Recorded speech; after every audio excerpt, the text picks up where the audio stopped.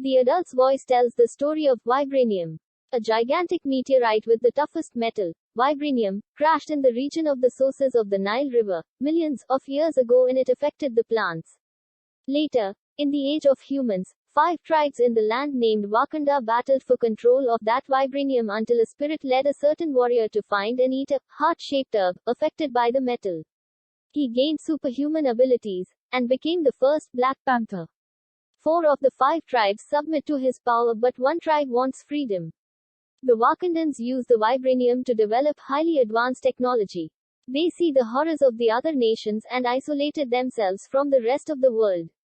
They hid and pretended that they are not industrially developed like a third world country.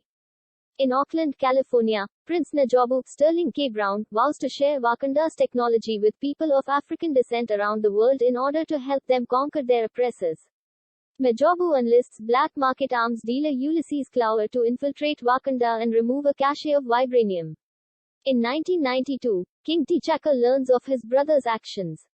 He confronts Najabu, who becomes angry and threatens to kill T'Chaka's loyal friend, Zuri, Forrest Whitaker.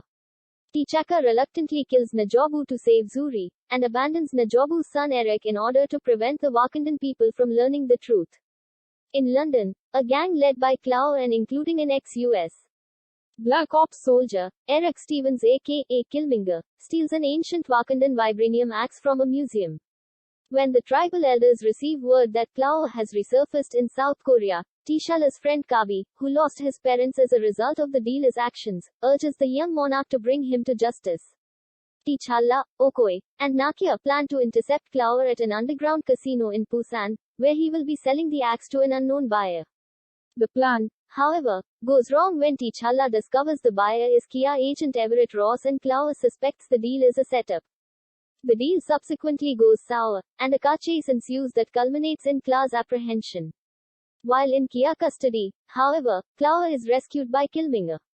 Ross is seriously injured, saving Nakia in the attack, and rather than pursue Clower, T'Challa takes Ross to Wakanda where his sister Shuri uses the nation's advanced technology to save Ross' life.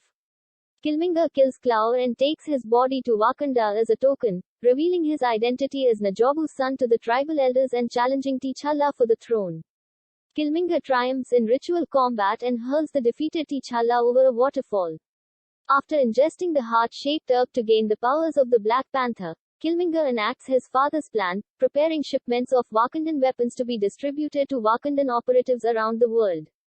Nakia, Shuri, Ross, and T'Challa's mother Raminda flee to seek the aid of the Jabari and learn M'Bao's men have found and are caring for the comatose T'Challa. Healed by a heart-shaped herb brought by Nakia, T'Challa returns to Wakanda and to renew his combat with Killmonger for the throne, which was never officially concluded since T'Challa never died or conceded.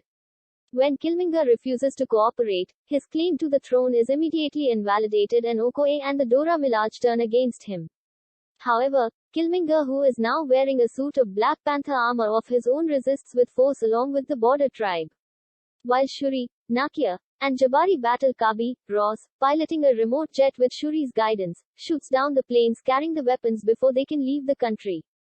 The battle goes poorly for T'Challa's side until M'Baku and the Jabari arrive to support him, thus turning the tide.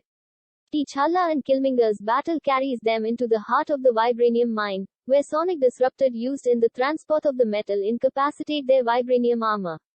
While Killmonger's body is briefly exposed, T'Challa stabs his cousin. He takes Killmonger to see the sunset of Wakanda and offers to heal him. But Killmonger states that he knows he will then be imprisoned and would rather die a free man.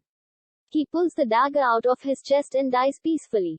With that victory, T'Challa is officially restored to the throne, with M'Baku granted a seat in the National Tribal Council to represent his tribe in recognition of his loyalty.